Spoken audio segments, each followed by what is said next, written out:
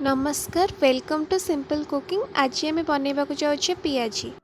Piazzi पाई मु एठारे 250 ग्राम बुट डाली नहीं। बुट डाली को मु 2 घंटा पानी रे बतुरे रखी बे छाणिकी मु ग्राइंडर जार नहीं जाइए एवं 2टी छोट कंचा लंका छोट खंडे अदा एवं 4 ରୁ 5 कोला रसुण हाफ चमच जीरा नहीं सबुजाक मु ग्राइंडर जार रखीदे। यापर आम गोटे कप पानी पकाई यहाँ ग्राइंडिंग करदबा। देखंतु यहीपरि भाव में 1 कप पानी पकाई या एमती ग्राइंडिंग करदे। मुझे गोटे पियाज एवं किछि धनिया पत्र काटिकी रखी आम बुट डाली मिश्रण में पकईदबा एवं स्वाद अनुसार लुण हलदी एवं लंका गुंड पकाइबा।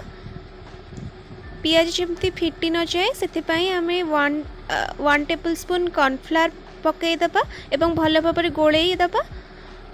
यापर गोटे कड़ाई रे 300 ग्राम तेल नबा एवं से पियाज को गुड़ा गुड़ा करी पकईदबा एवं भल भाव में छाणी नबा। यहीपरि खड़िकार उल्टे देबे जमती कि उभय साइड भल भाव में कुक हो।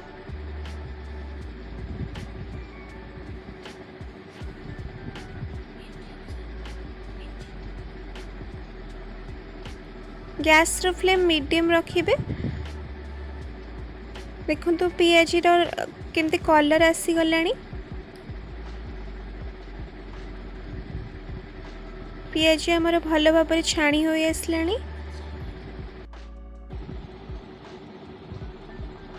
देखंतु पियाजी तो प्रस्तुत हो आसलानी। एबे आको आमे गोटे प्लेट रे काढी नबा।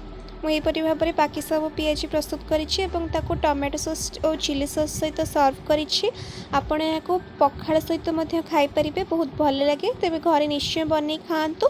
वीडियोटी भल लगे प्लीज़ लाइक शेयर और सब्सक्राइब करेंगे। Thank you for watching.